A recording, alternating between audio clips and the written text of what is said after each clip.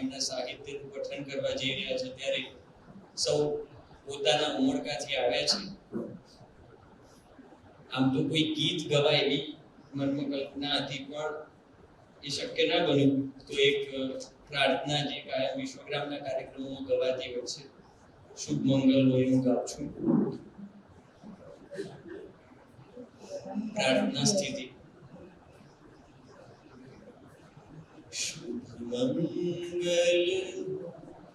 શુભ મંગલ હો, શુભ મંગલ મંગલ મંગલ, શુભ મંગલ હો, શુભ મંગલ હો, શુભ મંગલ મંગલ મંગલ,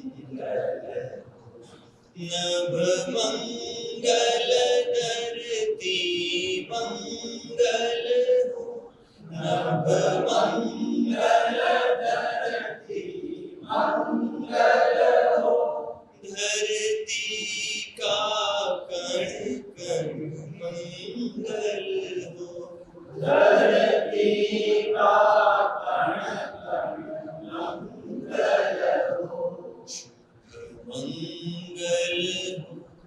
શુભ મંગલ હો, શુભ મંગલ મંગલ મંગલ હો, શુભ મંગલ હો, શુભ મંગલ હો, શુભ મંગલ મંગલ મંગલ હો, ગતિ મંગલ હો, સ્થિતિ મંગલ હો, ગતિ મંગલ હો, સ્થિતિ મંગલ હો, ગતિ મંગલ હો, સ્થિતિ મંગલ હો, ગતિ મંગલ હો, સ્થિતિ મંગલ હો, जीवन का क्षण क्षण मंगल हो, जीवन का क्षण क्षण मंगल हो, शुभ मंगल हो, शुभ मंगल हो, शुभ मंगल हो, शुभ मंगल मंगल मंगल हो, शुभ मंगल मंगल मंगल हो,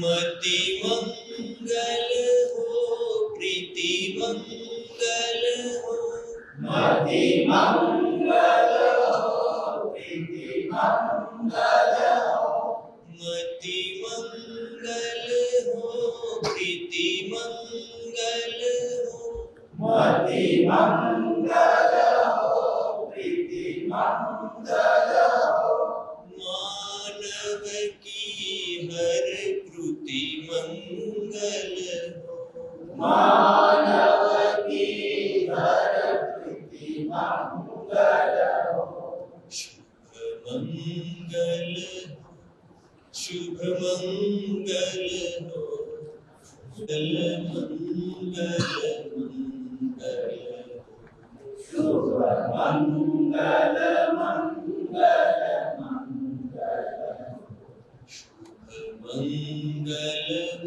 मंगल मंगल हो, शुभ मंगल मंगल मंगल हो। संतपाल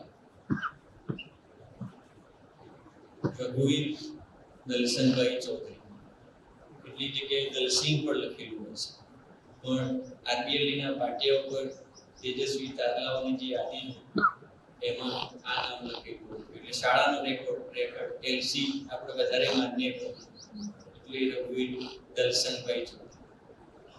જન્મ 5 ડિસેમ્બર 1938 બાબુ.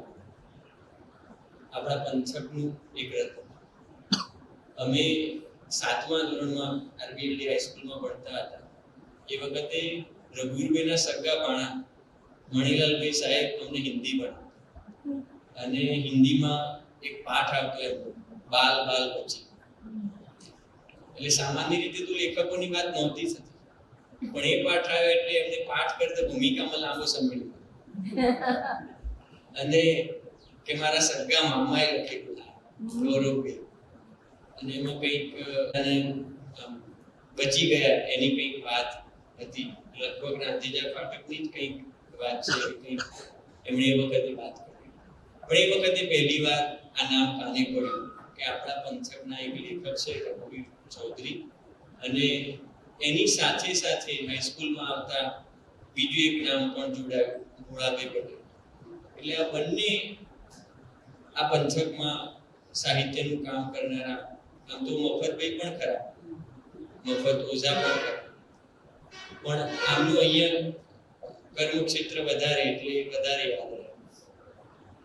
હાઈસ્કૂલમાં હતા એ વખતે ષષ્ઠી પૂર્તિ મહોત્સવ થયેલો આરબીએલડી હાઈસ્કૂલમાં 2010માં, અને એ વખતે રઘુવીરભાઈ અને ભોળાભાઈ બંને એ કાર્યક્રમમાં આવે. બહુ મોટી સંખ્યામાં વિદ્યાર્થીઓ અને બીજા લોકો હતા, અને એ વખતે એમને સાંભળવાનું બનેલું. જોકે બહુ ભીડ હોય એટલે નેતાઓ ચાલી જાય, લેખકોને થોડી તકલીફ પડે, એટલે એ વખતનું વક્તવ્ય બધા સુધી પહોંચેલું નહીં એવું મને સ્મરણ. પણ એ બંને આયેલા, એમને જોયેલા અમે. મારા દાદા યાદ કરતા કે અમે કુમાર શાળામાં ભણતા એ વખતે ઉપલબ્ધ સાહેબ સાયકલ લઈને જતા હોય અને ભોળાભાઈ સાઈડ બટન વાળો જગ્ગો, હમણાં જેની ફેશન ફરી ચાલુ થઈ, એ પહેરીને જતા હોય. એટલે આ બધું મનમાં વર્ષો સુધી રહેલું. અને પછી ધીમે ધીમે વિશ્વગ્રામ થકી પરિચય કેળવાયો અને વધારે નજીકથી જોવા જાણવાનું.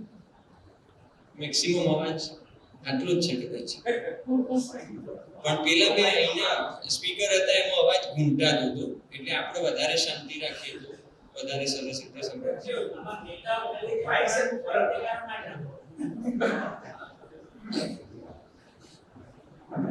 એ વધારે નજીકથી. ઓકે, હમણાં મણિલાલ સાહેબ જોડે વાત થતી હતી તો એમને તરત યાદ કર્યું કે અમે 8મામાં ભણતા હતા તો ચીલો આવતો હતો એમનું. એટલે એ રીતે બધાનું કનેક્શન જુદી જુદી રીતે રઘુવીરભાઈ સાથેનું રહ્યું છે. વિશ્વકોશની વેબસાઇટ ઉપર એમનો જે પરિચય આપેલો હતો એ જોતો હતો ગઈકાલે.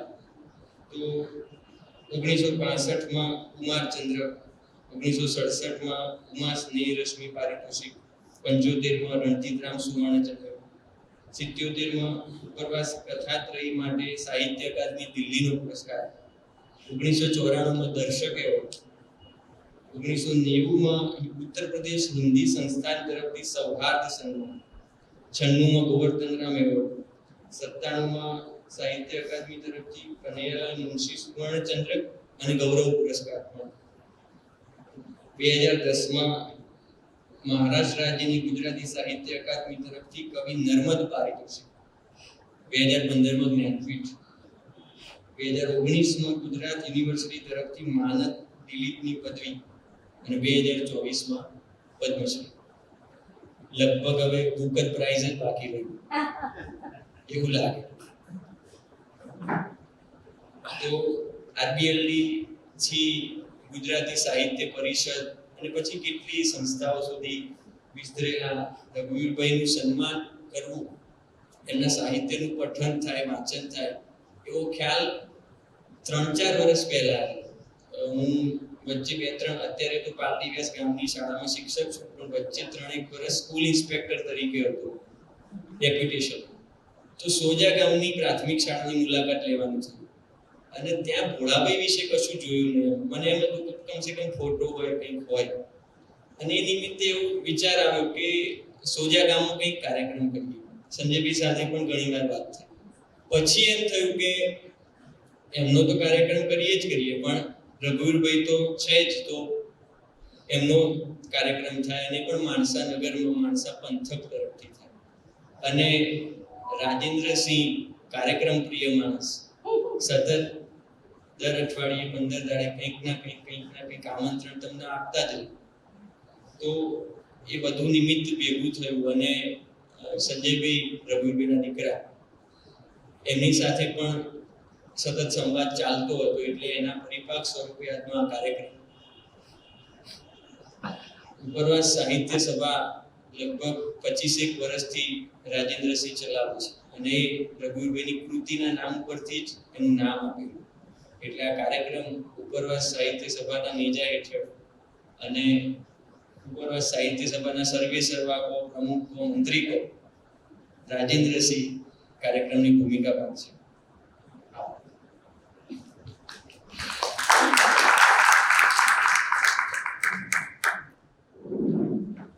પ્રજ્યોતિ એવું કહ્યું કે હવે ભૂમિકામાં તો શું કે રઘુવીર સાહિત્ય સભા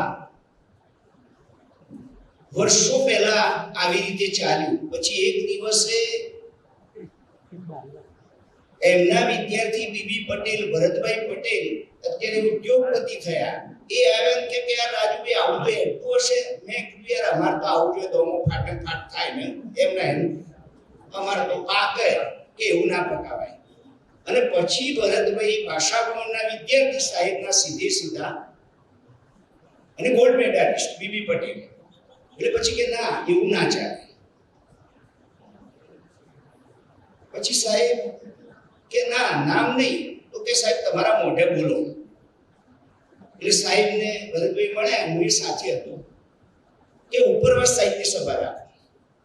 તો પછી ઉપરવાસ સાહિત્ય સભા જેમ કહ્યું એમ 25 વર્ષ પહેલા આવું નામ આપ્યું. પણ ખરેખર એ નામ આપ્યા પછી આ બધું ઉપર ઉપર ચાલતું રહ્યું.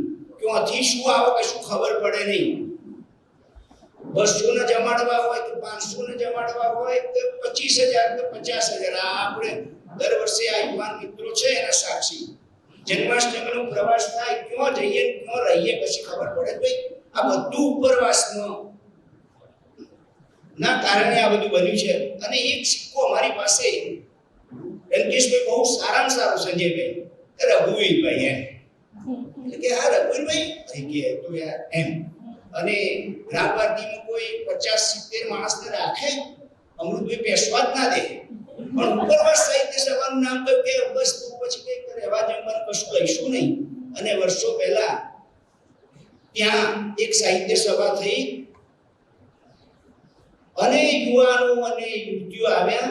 રહેવા જમવાનો બધો જ પ્રબંધ ગ્રામ ભારતી સંસ્થામાં થયો. અને આ ઉપરવાસના નામના કારણે કોઈ પણ સર્જક વિવેચક હિરેન્દ્રભાઈ કે દશરથ પરમાર વાર્તાકાર કે સંજય ચૌહાણ એમ કહીએ ઉપરવાસ સાહિત્ય સભા કે તો પુરસ્કાર નથી લેવો, કે તો અમારા હાથ જોવે છે. પુરસ્કાર વિના પ્રતાપસિંહ બધા આવે અને બહુ રાજી થઈ જાય. એટલે અમને નિરાંત થાય કે આપણે 10-20,000 ઉધવા પડશે નહીં. એટલે આ બધું ભાઈ અમુક વખતે નામના ગુણ હોય છે. એટલે આ ઉપરવાસ સાહિત્ય સભા આજે પણ તમે જોઈ શકો છો આ બધા યુવાનો ચલાવે છે. હવે કાલે પ્રિન્સિપલ અનિલભાઈ રાવલ આવ્યા.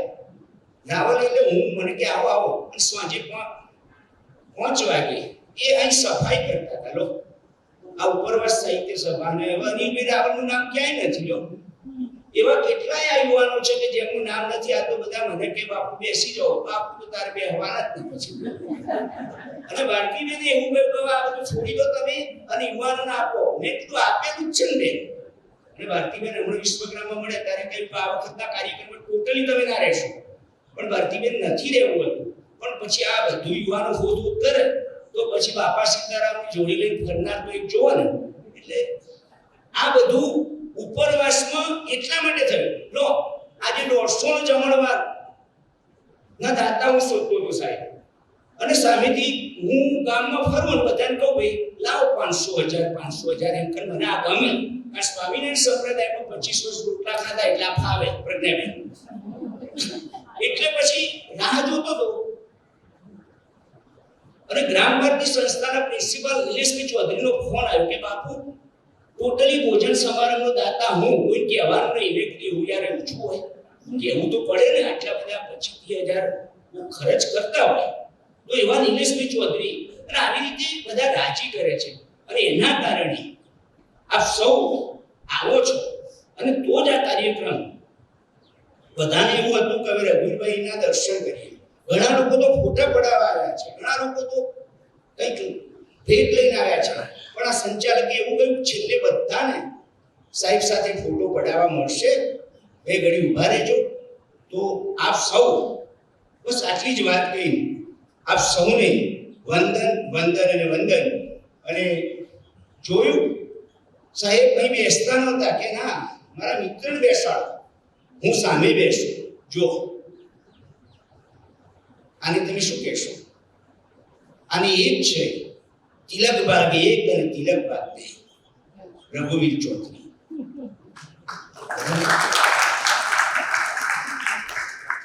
આટલે પહોંચ્યા પછી સાહેબ આટલી વિનમ્રતા આવે તો ક્યાં આવે? એવા રઘુવીરભાઈને આપ સૌ મળવા આવ્યા છો. એવા રઘુવીરભાઈને આપ સૌ ઓળખવા આવ્યા છો. સાહેબને તો આવું બધું ના ગમે. અને સત્ય, પ્રેમ અને કરુણા અધ્યાપક પર્યંત રહી. શામળાજી કોલેજનું એક સેમિનાર અને ચંદ્રકાંત શેઠ આપ જોયા કરે કોલેજની. એ વખતે પારુબા પણ હતા અને ચંદ્રકાંત શેઠ શું કે ખબર છે? મેં કહ્યું સાહેબ તમે અહીં આવી ગયા, સારું કહેવાય. આ રીતે તમે આ કીનોટ પર્સન ના બધું કે આ બધો પ્રતાપ રઘુવીરભાઈનો છે. જાહેરમાં બોલે એટલે સાહેબ પોતે સામે બેસે અને બીજાને સ્ટેજ આપે. બરાબર? એટલે ટૂંકમાં બીજાને સ્ટેજ આપે એટલે લખતા કરે, વાંચતા કરે. આજે વાર્તાકાર દશરથ પરમાર દરબારગઢની બીજી મુલાકાત વાર્તા સંગ્રહ લઈને આવ્યા છે કે મારા ગુરુજીને આપવાનું છે. તો આપ સૌ એવા ગુરુજીને મળવા વધારવા આવ્યા છો તો આપ સૌને વંદન વંદન અને વંદન. અને ભાઈ પ્રકાશનો શાહ એ તો એમ કહે છે કે 2 વર્ષ સાહેબ મારાથી મોટા છે અને એમ આ વડીલો ને આપ સૌ ને નમસ્કાર કરીને હું વિરમું છું. નમસ્કાર.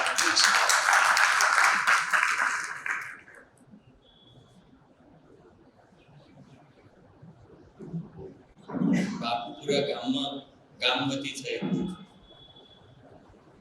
માણસાના ચૌધરી સંકુલમાં જ્ઞાતિવતી થયેલું, પંથકવતી, અને એમાં એમના સાહિત્યની વાત થાય તો એ ખરું સન્માન થાય, લોકો સુધી શબ્દ પહોંચે.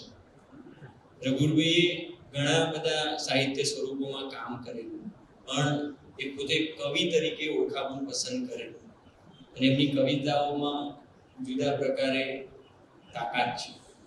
તો આપણે શરૂઆત કવિતાથી જ કરીએ છીએ. પ્રતાપસિંહ ડાભી હાકલ જેમનું ઉપનામ છે, એ આપણી સમક્ષ 2 કવિતાઓ રજૂ કરવાના છે. પ્રતાપસિંહ વન સાથે જોડાયેલા છે અને રઘુવીરભાઈ ખેતર સાથે, એટલે જુદું કનેક્શન એ પણ છે. તો 2 કવિતાઓ પ્રતાપસિંહ ડાભી તરફથી. પઠન રઘુવીરભાઈની 2 કવિતાઓ.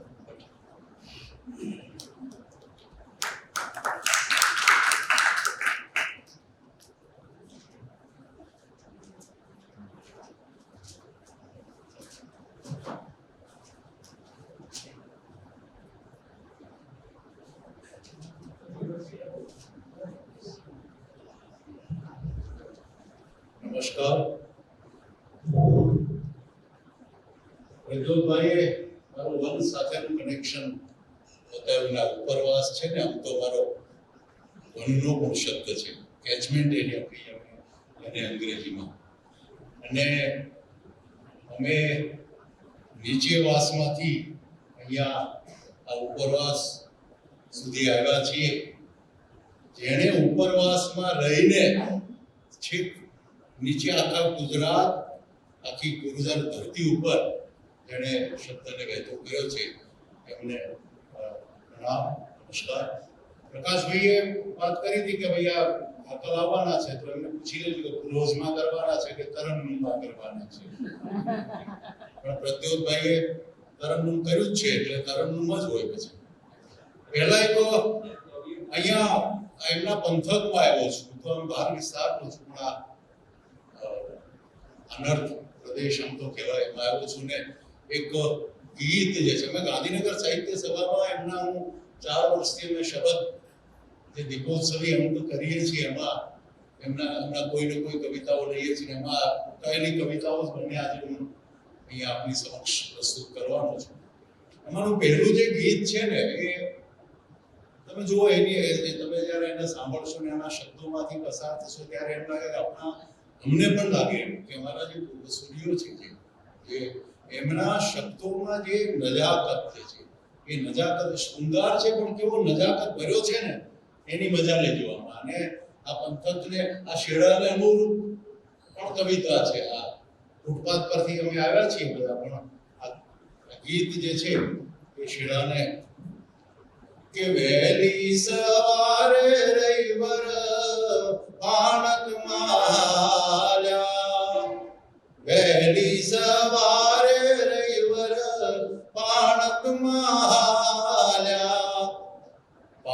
पाणत करता रे रईवर हૈये भी जाया वહેલી સવારે રઈवर પાણત માલ્યા આભે ચંદરવો સાયો ઝાકળનો નીચે આભે ચંદરવો સાયો ઝાકળનો નીચે ગોરીને કલમેલી જીવતા તો ઊંચે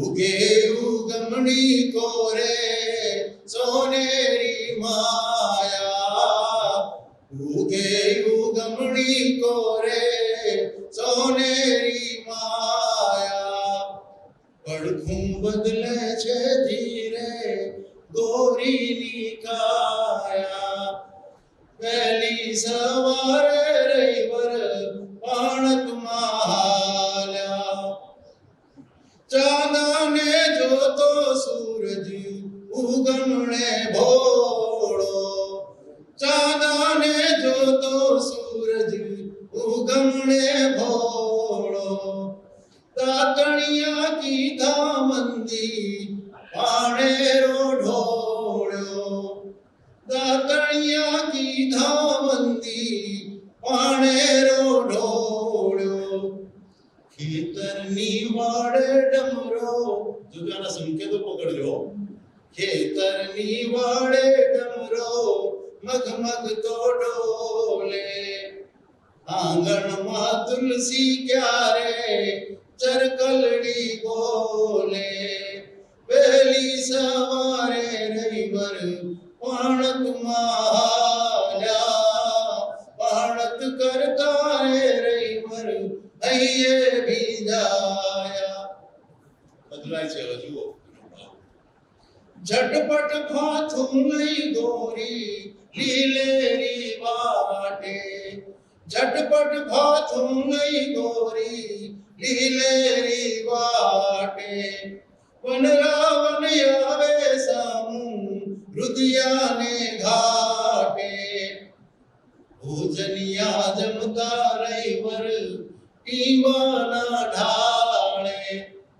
ભોજનિયા જમતા રઈવર ટીંબાના ઢાળે ટીંબા પર ભોજનિયા જમતા શું જોવે જુઓ ભોજનિયા જમતા રઈવર ટીંબાના ઢાળે કાછો ડોવાળી ગોરી ડામા બેવાળે ડામા છે ને ઉપરવાસમાંથી આવેલો શબ્દ છે કાછો ડોવાળી ગોરી ડામા બેવાળે પાણીનું રૂપ સરકતું રમતું જુવારે પાણીનું રૂપ સરકતું રમતું જુવારે ભોજનિયા ભૂલી રઈવર આશુ નિહાળે ભોજનિયા જમ ભૂલી રઈવર આશુ નિહાળે વહેલી સવારે રઈવર પાણત માલ્યા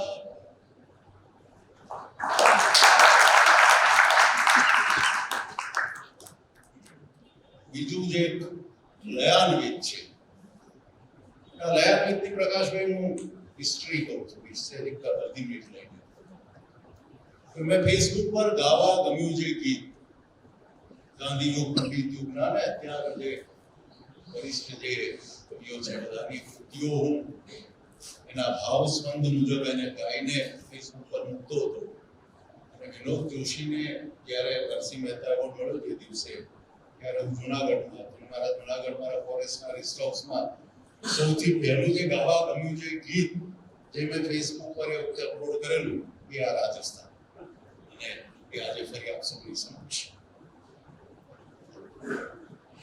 વગડે વગડે ઝાડ ટચુકડા વગડે વગડે ઝાડ ટચુકડા ક્યાંક હોય તે પાન વિનાના ચૂરે વગડે વગડે ઝાડ ટચુકડા ક્યાંક હોય તે પાન વિનાના ચૂરે ડુંગર ડુંગર ગોરા ગોરા ઝરણ વિનાના પથ્થરિયા મેદાન વસેલા ખૂણે કાંચરેગા વગડે વગડે ઝાડ ટચુકડા ક્યાં હોય તે પાન વિનાના જુરે ડુંગર ડુંગર ગોરા ગોરા ઝરણ વિનાના પથ્થરિયા મેદાન વસેલા ખૂણે ખાચરે ગામ સૂર્યના ખુલ્લા એ આકાશ નહીં નિજ છબી વિનાની પ્રેમ નિરંતું સૂર્યના ખુલ્લા એ આકાશમય નિજ છબી વિનાની પ્રેમ નિરંતું ચુગી ગુનો નિર્વેદ જરવતું પ્રશ્ન વિનાનું ચિત્ત હોય તેમ નિયત શાંતિમાં પ્રસર્યું રાજસ્થાન ઊંટના સ્તબ્ધ રૂઆ સુઘાસ ઊંટના સ્તબ્ધ રૂઆ સુઘાસ ઘાસ પર વરસી એવી રેત ઊંટના સ્તબ્ધ રૂઆ સુઘાસ ઘાસ પર વરસી એવી રેત રેતનો રંગ ઊંટની પીઠ ઉપર ને આંખોમાં પણ ભરકે એવો ફરતા ફરતા જરા અમથા કાન માંડતા મરુભૂમિનો શોક સાંભળી શકો તમે પણ ફરતા ફરતા જરા અમથા કાન માંડતા મરુભૂમિનો શોક સાંભળી શકો તમે પણ માણસના ચહેરા પર જાણે ઊંડી લુપ્તી રેખાઓમાં એકમાત્ર ભૂતકાળ વિકસતો નથી હવે ઇતિહાસ એમના હાથે બધો પરાજય ખંડિયેરના કણકણમાં ઉપસેલો દેખો બધો પરાજય ખંડિયેરના કણકણમાં ઉપસેલો દેખો મીરાબાઈએ છેડેલા મંદિરની વચ્ચે જ્યોત વિનાનું બળે ઘોડિયું દેશ દેશના મૃગજળ જેવી કોક પદ્મિની જૌહરની જ્વાળાઓમાં સદભાગ્ય સાચવે મારા ગામે ભાગોળે બેઠેલા દૂરે હુક્કો પીતા વૃદ્ધો માટે મારા ગામે ભાગોળે બેઠેલા દૂરે હુક્કો પીતા વૃદ્ધો માટે પૂજાપાનો થાળ રહીને જતી કન્યકા કાજે આજે ઊંટ તણી પીઠે લાદીને લાવી શકતો નથી હું રાજસ્થાન ઊંટ તણી પીઠે લાદીને લાવી શકતો નથી હું રાજસ્થાન હવે તો આંખ નહીં હવે તો આંખ નહીં એક ટકે એટલું સાચું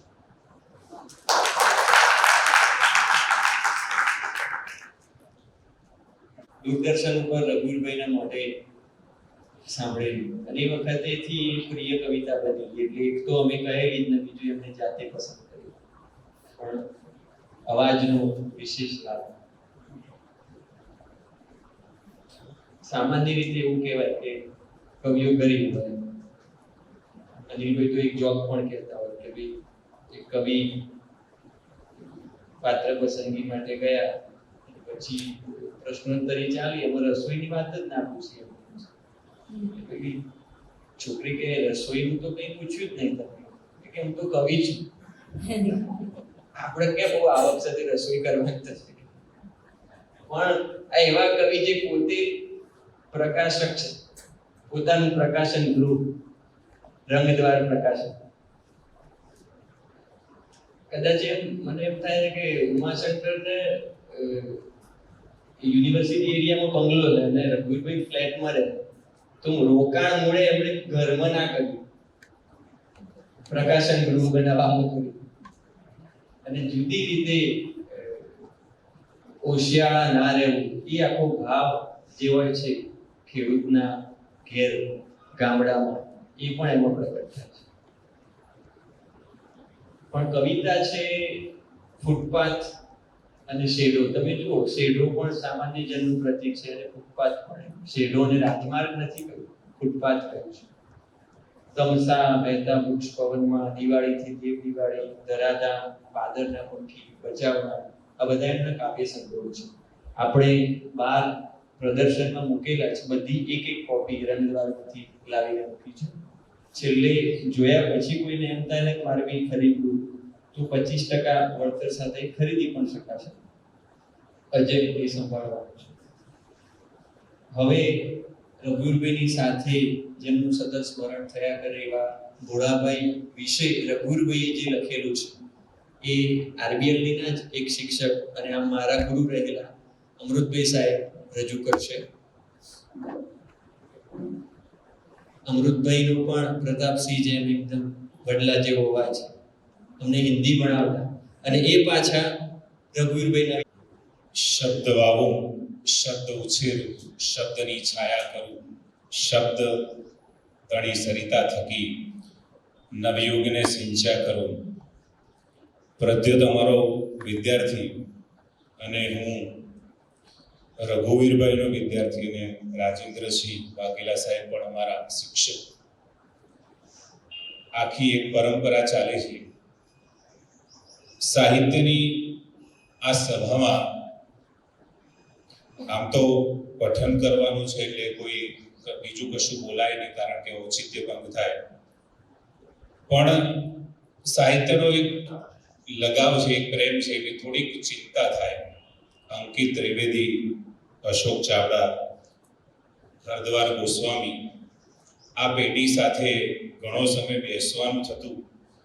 બધા ખૂબ સુંદર લખે છે, પણ ગુજરાતીનું કોઈ પણ ધોરણનું પાઠ્યપુસ્તક ખોલો એટલે આ જ પેઢીનું સાહિત્ય.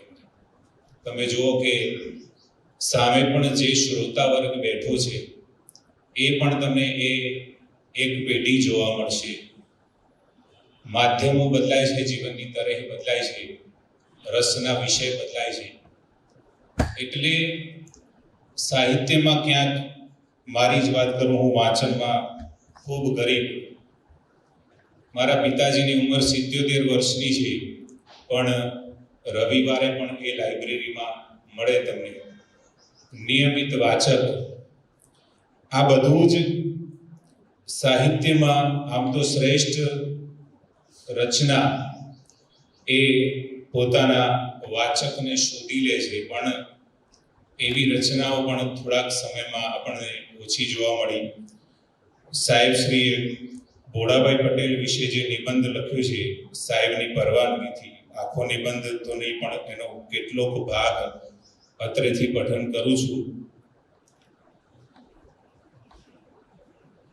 ડૉક્ટર ભોળાભાઈ પટેલ, જન્મ તારીખ 7/8/1934 ને એમના પ્રવાસ વર્ણનના પુસ્તક દેવોની ઘાટી માટે 1992ના વર્ષનો સાહિત્ય અકાદમી દિલ્હીનો રાષ્ટ્રીય પુરસ્કાર મળ્યો.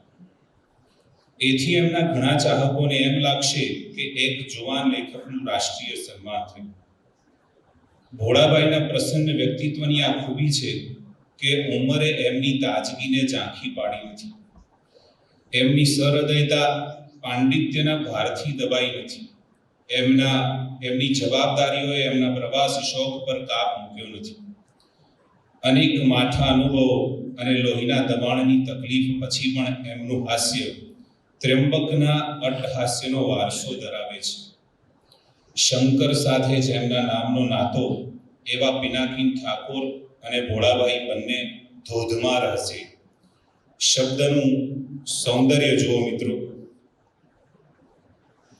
અલિયાવાડા જ્ઞાન સત્રમાં વિનોદ ભટ્ટે લેખક મેળાનો કાર્યક્રમ શરૂ કરવો હતો. શરૂઆત કેવી રીતે કરવી? મેં સૂચવ્યું, આ બે લેખકોને હસવાનું કહો. એમના હાસ્યથી અટકેલી ગાડીઓ પણ ઉપડ્યાની લોકવાયકાઓ છે. અને પછી તો બધા શ્રોતાઓએ હાસ્યમાં જોડાયા. અટકે જ નહીં. થોડી વારમાં વરસાદ પડ્યો. શ્રોતાઓને સભાગૃહમાં લઈ જવા પડે. સમૂહનું હાસ્ય વ્યક્તિઓમાં વહેંચાય. બુલંદી શમી પણ અસર રહી પ્રસન્નતા રૂપે. ભોળાભાઈને સહૃદય વાચકો મળ્યા. એ પહેલા એમને વિદ્યાર્થીઓ મળ્યા. એનો સંતોષ હતો. વિદ્યાર્થીઓ કે વાચકો તો મળે છે જો યોગ્યતા હોય. શિક્ષક તરીકેની ભોળાભાઈની યોગ્યતા જાણે કે જન્મજાત ન હોય. કડી સર્વ વિદ્યાલયમાં શ્રી મોહનલાલ પટેલ અને અંબાલાલ પટેલ જેવા ગુરુઓએ સાહિત્યનો રસ ચખ્યો હતો. ભાષાઓ પ્રત્યે પ્રેમ કેળવ્યો હતો. પિતાજી શંકરભાઈ શિક્ષક હતા. ભોળાભાઈ હઠ કરીને કોલેજમાં જઈ શક્યા હોત, પણ મેટ્રિક થતાની સાથે એ માણસાની આરબીએલડી હાઈસ્કૂલમાં શિક્ષક થયા. એવા ઉમંગથી ભણાવે કે ન પૂછો વાત. ખેડૂત યુવકો સાસરે મદદરૂપ થવા જાય ત્યારે દોઢું કામ કરે. માણસા શકરીબેનનું પિયર ભોળાભાઈ સોજાના. મને લાગે છે કે સાસરે અવાયું માટે જ ભણવાની ઉંમરે શિક્ષક થયા. પણ પછી તો ભક્તિભાઈ અને બીજા શિક્ષકોને એમનો રંગ લાગ્યો. બધા ભણાવવાની સાથે એવું સુપેરે ભણે કે જોત જોતામાં BA MA થઈ અધ્યાપક થયા. વિદ્યાર્થી તરીકે ભોળાભાઈ સાથેનો મારો સંબંધ 1952થી. શાળા છૂટ્યા પછી એ બાપુપુરા બાજુ ચાલે, અડધે સુધી આવે. વાતો સાહિત્યની. મેં શાળા દરમિયાન સંસ્કૃત ભૂષણની પરીક્ષા પાસ કરી. નિરંજન, રાજેન્દ્ર, પ્રિયકાંત આદિની કવિતા એમની સાથે વાંચી અને ગુજરાતીની પ્રશિષ્ટ કૃતિઓ પાછળ ઉજાગરા કર્યા. એમાં મૂળ પ્રેરણા ભોળાભાઈ. ત્યારે એ પોતે પણ સંસ્કૃત છંદોમાં કાવ્યો લખતા. પછી 3 ઉત્તમ નવલિકાઓ લખી છે. નવલકથાઓ ચંદ્રકાંત શેઠની જેમ શરૂ કરીને રજળતી મૂકી છે, પણ વિવેચને એમને ફસાવ્યા. હવે તો ભોળાભાઈ ઉગ્ર વિવાદ પણ કરે છે, મોટેથી લડી શકે છે, પણ પહેલા એ શક્ય નહોતું. કડક વિવેચન કરવું પણ એમના માટે શક્ય નહોતું. નિરંજન ભગતકૃત, પ્રવાલદ્વીપ અને બોદલેરના નગર કાવ્યો વિશે એમણે સ્વતંત્ર લેખ કર્યા હતા, પણ એક લેખ કરી પ્રભાવનું નિરૂપણ કરવામાં કશો જ બાદ નથી. એ ઠસાવ્યા પછી જ એ નિષ્ઠુર થયા હતા. એ લેખે એમને નિરંજનના પ્રેમના સવિશેષ અધિકારી બનાવ્યા. ક્યાં છે આવા ભાવકો? એક એક પંક્તિ, એક એક શબ્દના મૂળ સુધી જઈ મર્મ પામી અન્ય સહૃદયોની સંપ્રજ્ઞતા સંકોરતા આવા આસ્વાદકો ક્યાં છે? સંસ્કૃતિમાં પ્રગટ થયેલા એ એક જ વિવેચન લેખે ભોળાભાઈ પટેલને ગુજરાતના સાહિત્ય જગતમાં સીધો પ્રવેશ અપાવ્યો. જેમ ચંદ્રશેખર નાયબ મંત્રી પણ કદી થયા નહોતા ને સીધા ભારતના વડાપ્રધાન થયા, તેમ સીધા પ્રૌઢ વિવેચક ઠર્યા ભોળાભાઈ 29ની ઉંમરે. નામ એવું હતું કે લોકોને એ કારણે પણ પ્રૌઢ લાગ્યા. નિબંધ લગભગ 6 પેજનો છે, પણ સાહેબશ્રીની પરવાનગીથી આપણે એનો એક ભાગ વાંચ્યો. શબ્દનું સૌંદર્ય, રજૂઆતની કળા, આ બધું જ કોઈ એમની પાસેથી શીખે. હું એમનો વિદ્યાર્થી ભાષા ભવનમાં 2002માં એમના હાથ નીચે ભણ્યો છું. સાહેબને પ્રવાસો ખૂબ કરવાના થતા એટલે અમને ખૂબ ઓછો લાભ મળ્યો, પણ 2015માં જ્ઞાનપીઠ પુરસ્કાર મળ્યા પછી ઉનાવામાં એક કાર્યક્રમ સાહેબના આવકારનો અમે કરેલો. એ પછી આજે આપ સર્વેનો આભારી છું. આભાર.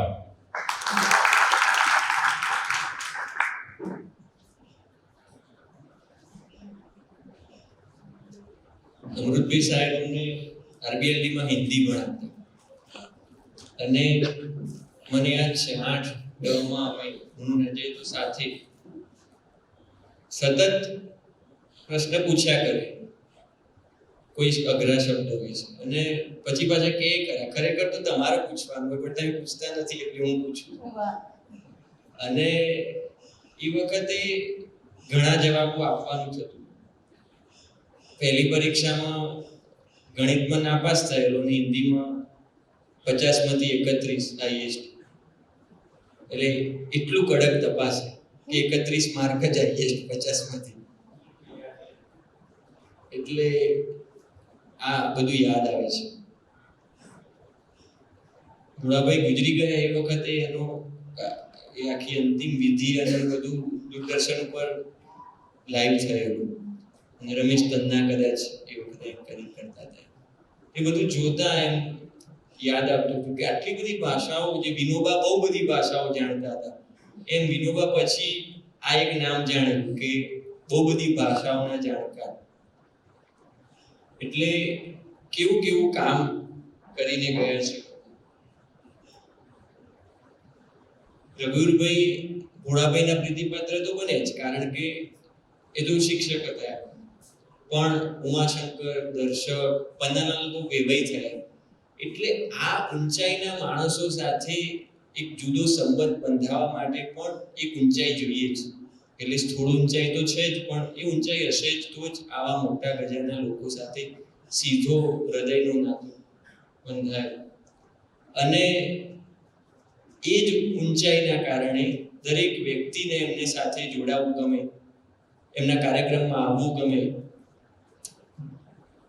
પ્રતાપસિંહ જોડાયા એ પછી તરત અમે દશરથભાઈને ફોન કરેલો, તો વિસનગરથી આવેલા વાર્તાકાર દશરથભાઈ રઘુવીરભાઈની એક વાર્તાનું પઠન કરશે.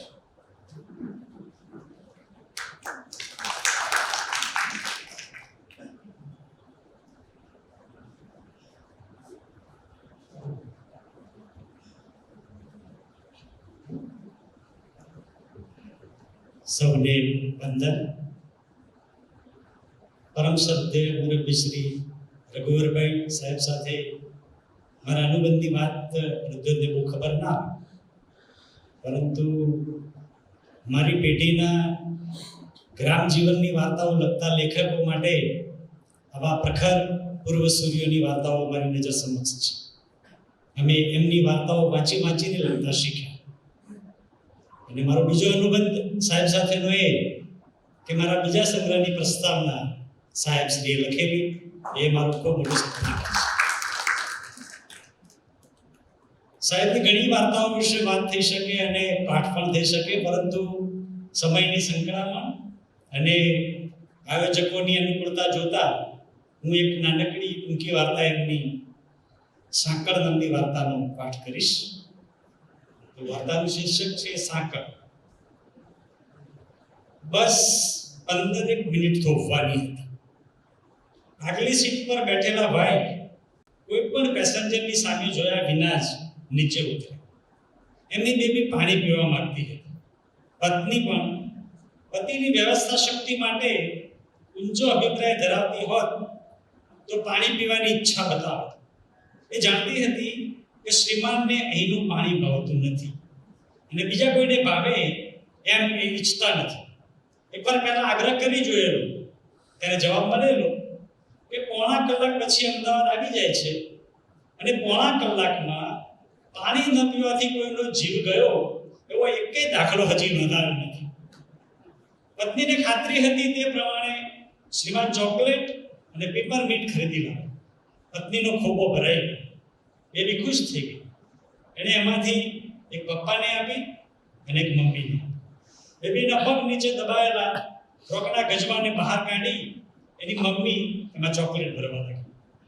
આજે ગજવું કેમ જલ્દી ભરાઈ ગયું એ ન સમજાતા એણે તપાસ કરી. બેબી ઘેરથી ગજવામાં શું ભરી લાવી છે એ જોતા એ હસી પડી. ઘરમાં હસી શકાય એ રીતે.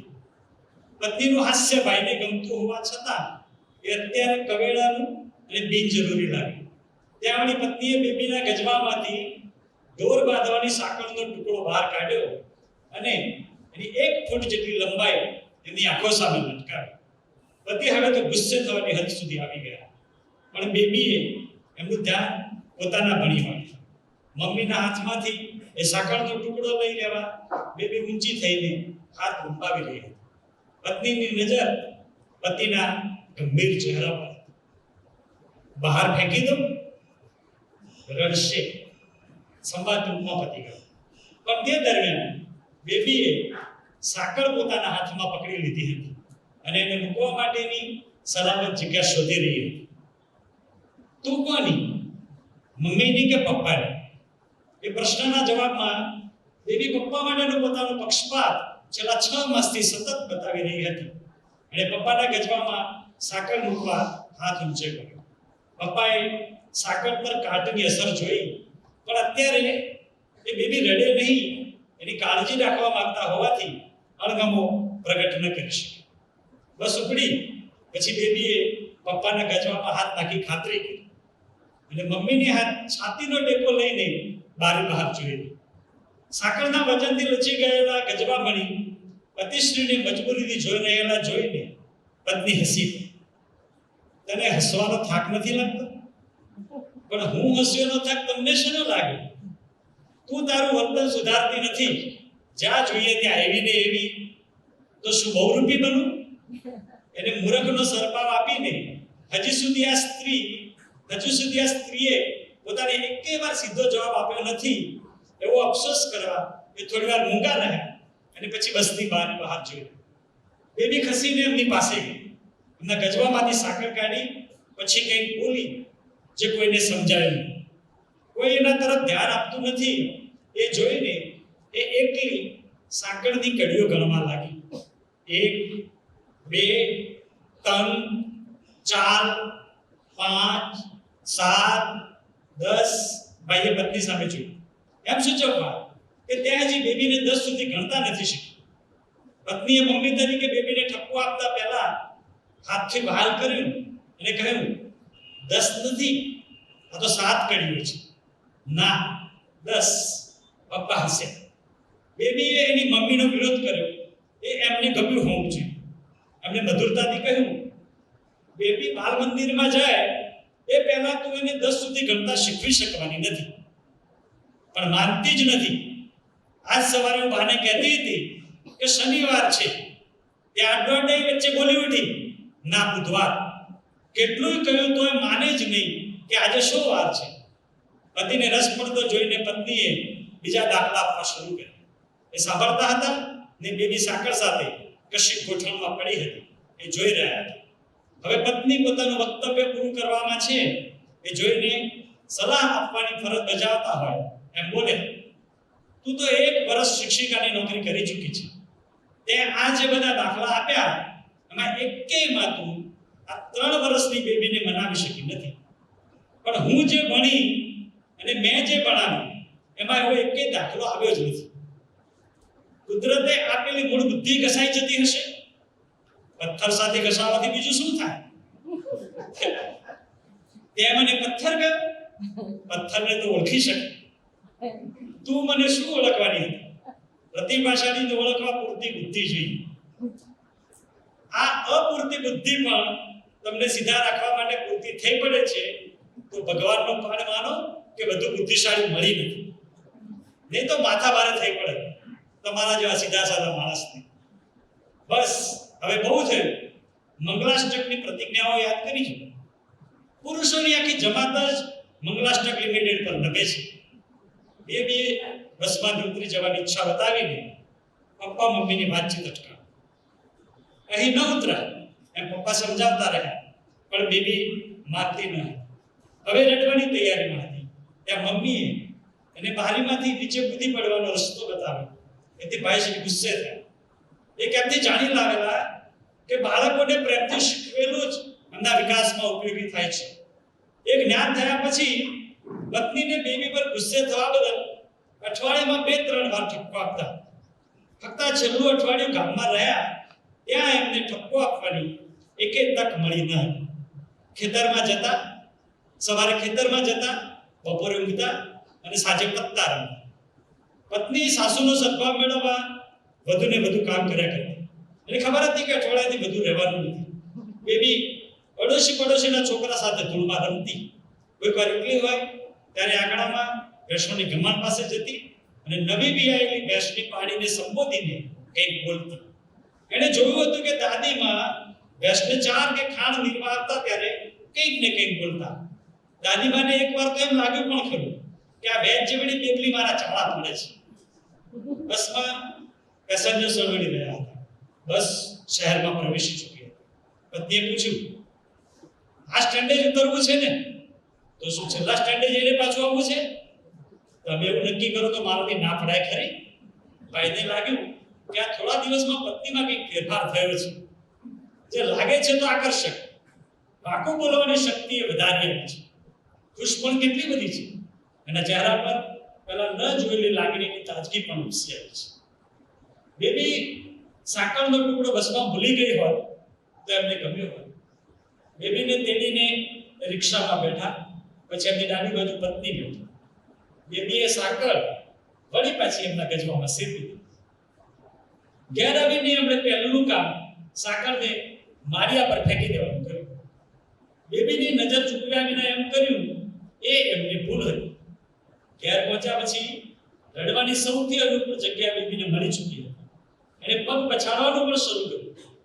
પત્ની 7 દિવસનો ભેગો થયેલો કચરો સાફ કરી રહી.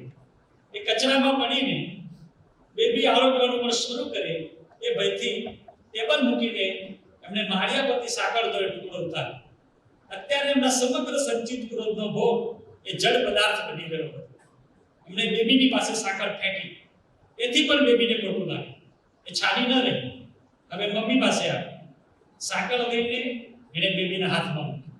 સાકર અને બેબી બેવના વખાણ કર્યા છતાં બેબી છાની ન રહી, તે ન જ રહી. તારે શું લેવું છે? પહાડી.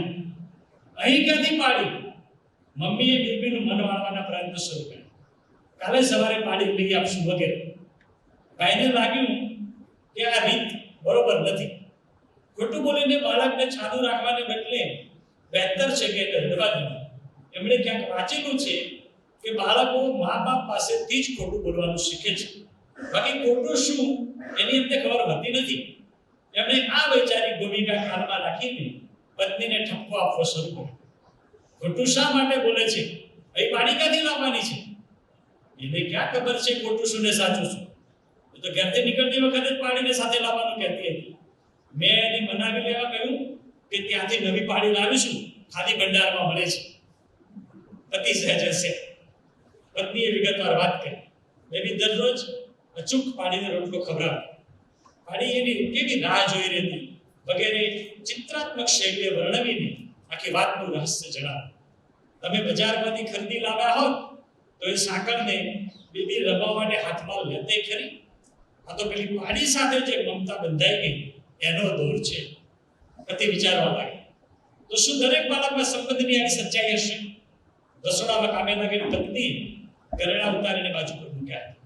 એ પાણી પીવા ગયા ત્યારે બોલી ઉઠ્યા, આ ઘરેણા વચ્ચે કેમ ફેંકી દીધા છે? ફેંકી નથી દીધા, મૂકી રાખ્યા છે. તમે જરા મહેરબાની કરી શકો એમ હો તો મારી પેટીમાં મૂકી દો. અંદર જે કંઈ પૈસા હોય એમાં કશું ફેરફાર કરવાની જરૂર નથી. તારી શંકા શા માટે? વિશ્વાસ. બસ હવે કહીને એમણે ઘરેણા હાથમાં લીધું, પેટી ખોલી. બેબી બાજુમાં આવીને બેઠો. પપ્પા કપડા નીચેથી બોક્સ કાઢીને એમાં ઘરેણા મૂકતા હતા ત્યાં બેબીએ સાકળ આગળ ધરી. લોખંડની કાટવાળી સાકળ ઘરેણા ભેગે મૂકવા અંગે એમણે ઊંચા અવાજે પત્નીનો અભિપ્રાય પૂછ્યો. પત્નીએ હા પાડી અને ઉમેર્યું, ધન ભાગ્ય. ભાઈશ્રીને નવાઈ લાગી. બેબી ખુશ થઈ અને કંઈક ગાવા લાગી. જમતી વખતે બેબીએ ક્યાંક ઊભી થઈ, ભાખરીનો ટુકડો લઈ. ક્યાં ચાલી? પાડીને ખાવા. અરે ગાડી, પાડી તો આપણે કામ રહી ગઈ, મારે જવું છે. પપ્પા બેબીને સમજાવી રહ્યા હતા ત્યાં મમ્મીને થયું ત્યાં ઘેર અત્યારે પાડી ઘરના બારણા સામે જોઈ રહી હશે, હાથમાં ભાખરીનો ટુકડો લઈ. બેબી હમણાં આવશે એમ માની રહી હશે. ધન્યવાદ.